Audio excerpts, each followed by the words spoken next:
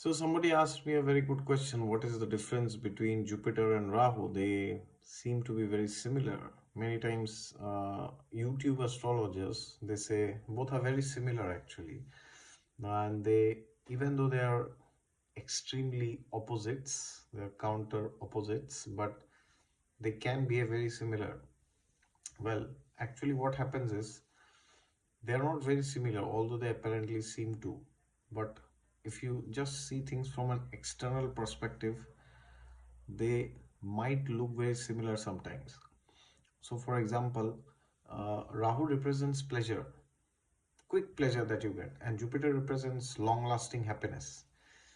Now, if you see on a temporary level, both the things can look the same sometimes, right? A person who is very much obsessed with pleasure, he can be very much he can appear to be very happy sometimes, and a person who is very much concerned about long lasting happiness can also appear to be very happy at times, right?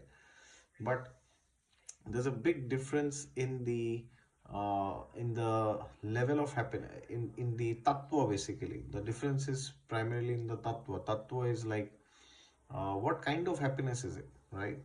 So Jupiter represents happiness, which is primarily at a sattva guna, which comes from giving things to others, right? Giving and getting also, but primarily the focus is in giving. Okay. So Jupiter represents things like children, for example. So what do you get from children? Not much, but how do you become happy with children? When you give them, right? When you see that you are able to contribute to somebody's life, then you become happy. Yes, but Rahu can represent addictions. Rahu can represent um, uniting with the member of the opposite sex without any intention of having children. Okay, so therefore, this is just a small example, right? Jupiter represents sattvic foods like ghee, for example. But Rahu can represent, very tamasic things like, all the trans fats basically. Uh, Now, both are very similar, right? Trans fats and ghee, but there's a big difference. It's like heaven and hell. Zameen asman ka farak hai, right? So Rahu primarily represents things which are more of pleasure giving, not which necessarily makes you happy. There's a big difference between happiness and pleasure, which the modern generation cannot distinguish, unfortunately.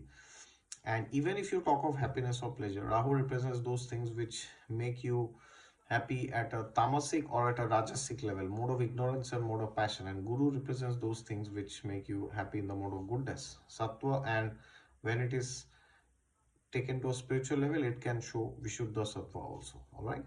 Thank you.